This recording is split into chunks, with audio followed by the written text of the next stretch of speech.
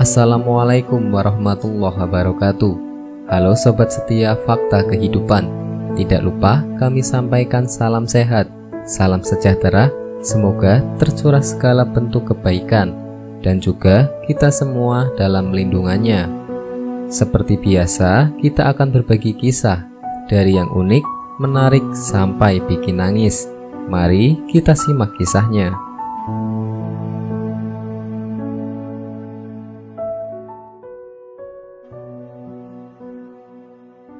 Kisah nyata. Kisah anak yang lumpuh karena durhaka kepada ayahnya. Alkisah, hiduplah seorang pemuda bernama Abdullah Banimah. Banimah merupakan sosok yang cukup taat beribadah. Namun, layaknya pemuda kebanyakan, Banimah beberapa kali merokok. Hal ini tentu saja diketahui kedua orang tuanya. Suatu hari, sang ayah mendengar dari seseorang bahwa anaknya tengah merokok. Tentunya, merokok bukanlah hal yang tidak diinginkan oleh setiap ayah yang terjadi pada anaknya. Maka, setelah menemui Banimah, sang ayah bertanya, "Apakah engkau merokok?" Karena tak ingin ketahuan, akhirnya Banimah memutuskan untuk berbohong. "Demi Allah yang Maha Agung, aku tidaklah merokok," ujar Banimah tak kalah seru. Suaranya lebih tinggi melebihi suara sang ayah. Banimah berusaha sebisa mungkin terlihat meyakinkan. Pasalnya, sang ayah tak pernah secara langsung melihatnya merokok, melainkan hanya mendengarnya dari orang lain. Sementara sang ayah sangat yakin kalau Banimah merokok. Kemudian berkatalah sang ayah pada Banimah, "Jikalau engkau berdusta, semoga Allah mematahkan lehermu." Bohong apabila Banimah tak takut setelah keluar doa tersebut dari lisan sang ayah. Namun, karena masih berdiri pada pendiriannya, Banimah enggan menyangkal dan meneruskan bohongnya tersebut. Bohong yang dibarengi dengan sumpah atas nama Allah tersebut. Sungguh akan sangat menyesal apabila Banimah tidak segera menarik ucapannya tersebut. Keesokan harinya, Banimah pergi ke laut bersama adik dan teman-temannya. Selesai berenang, Banimah menyempatkan diri ke kolam renang dekat pantai. Kolam tersebut masih dalam keadaan tertutup.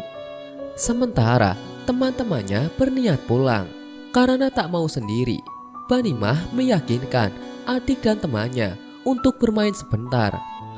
Banimah berniat untuk memanjat pagar. Teman-temannya setuju. Mereka memanjat pagar bersama dan masuk ke kolam renang. Kolam renang tersebut dibuat dengan kedalaman yang bervariasi. Ada yang setengah meter, ada pula yang 3 meter. Tinggi Banimah saat itu 180 cm. Kondisinya pun sehat walafiat. Namun, saat ia melompat ke dalam kolam renang, seketika ia menjadi lumpuh. Kepalanya membentur dasar kolam renang, sehingga menyebabkan lehernya patah. Tubuhnya lumpuh total dan tidak bisa digerakkan sama sekali. Darah mengalir dari lubang hidungnya. Darah tersebut sedikit membuat air dalam kolam renang menjadi merah. Mulutnya keluh dan sulit berbicara. Banimah sekarat. Sementara adik dan teman-temannya tak tahu keadaan Banimah sama sekali. Mereka sibuk dengan kesenangan mereka sendiri di kolam renang. Salah seorang temannya menyadari kehilangan Banimah dan menanyakan hal tersebut kepada sang adik. "Kakakku gemar menyelam, nanti juga akan muncul," jawab sang adik dengan santai. Kemudian adik Banimah keluar dari kolam renang, mengeluarkan sebatang rokok dan hendak menghisapnya. Di dalam kolam renang, Banimah masih berusaha agar tetap sadar. Ia berusaha mengeluarkan napas sebagai tanda untuk teman-temannya agar segera menolong Banimah.